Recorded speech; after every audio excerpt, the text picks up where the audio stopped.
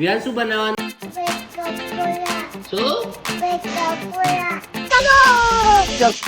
સૌથી પહેલા આપણે બટાકા બાફીશું. 5 સીટી વાગી જાય એટલે આપણે કુકરમાંથી બહાર કાઢીને એને ખોલી દઈશું. બટાકા સોલાઈ જાય પછી એને આ રીતે પીસી દઈશું. મસાલાને વઘારવા માટે સૌથી પહેલા 1 ટોપલી તેલ લઈશું. પહેલા એની અંદર આપણે રાઈ નાખીશું. રાઈ ફૂટી જાય પછી આપણે જીરું નાખીશું, થોડી હળદર નાખીશું, થોડું ધાણા જીરું નાખીશું, મરચું નાખીશું અને સ્વાદ અનુસાર આપણે થોડું મીઠું નાખીશું.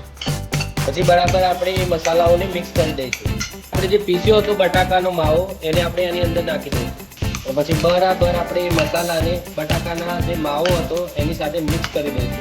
એના ઉપર આપણે અડધો લીંબુનો રસ નાખીશું. એના ઉપર આપણે કોથમીર નાખીશું અને થોડી આપણે ખાંડ નાખીશું અને ફરીથી આપણે એને બરાબર મિક્સ કરી લઈશું. તો બધું મિક્સ કરી લેશો એટલે આવો સરસ મજાનો માવો તમારો રેડી થઈ જશે. હવે આપણે એને બ્રેડની અંદર ભરીશું. હવે આપણે બ્રેડ લઈશું અને બ્રેડને આ રીતના ત્રાંસી કટ કરી દઈશું. હવે ચણાના લોટનું બેટર બનાવવા માટે આપણે એને એક તપેલીની અંદર કાઢી દઈશું. આપણે સ્વાદ અનુસાર મીઠું નાખી દઈશું, થોડું એની અંદર ધાણા જીરું નાખીશું. હવે બેટર બનાવવા માટે આપણે એ લોટની અંદર થોડું પાણી નાખીશું અને ધ્યાન રાખવાનું કે બેટર છે બહુ પાતળું ના થઈ જાય. એ બેટરમાં આપણે થોડું ઈનો નાખીશું અને પછી પાણી નાખીને બરાબર આપણે એને હલાવી દઈશું. પછી આ બેટરને આપણે 5 મિનિટ માટે રેસ્ટ માટે મૂકી દઈશું. ત્યાં સુધી આપણું તેલ ગરમ થશે. પકોડા તળવા માટે આપણે સૌથી પહેલા તેલ મૂકી દઈશું. હવે તેલ ગરમ થાય ત્યાં સુધી આ બે બ્રેડ વચ્ચે આ મસાલો છે ભરી દઈશું.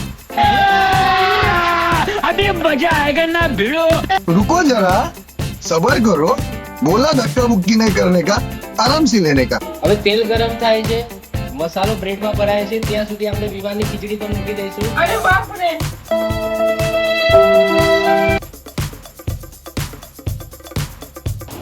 હવે મસાલો ભરેલા બ્રેડને આપણે બેટરની અંદર ડૂબોડીશું અને એના પછી આપણે તળવા માટે આપણી કઢાઈની અંદર નાખીશું. આ રીતના બ્રાઉન કલર થાય એટલે આપણે એને કાઢી દઈશું અને પછી આપણે બનેલા પકોડાને વચ્ચેથી કટ કરીને બે ચટણી સાથે પીરસીશું. તો કેવા લાગે બધાને પકોડા? પકોડા કેવા લાગ્યા?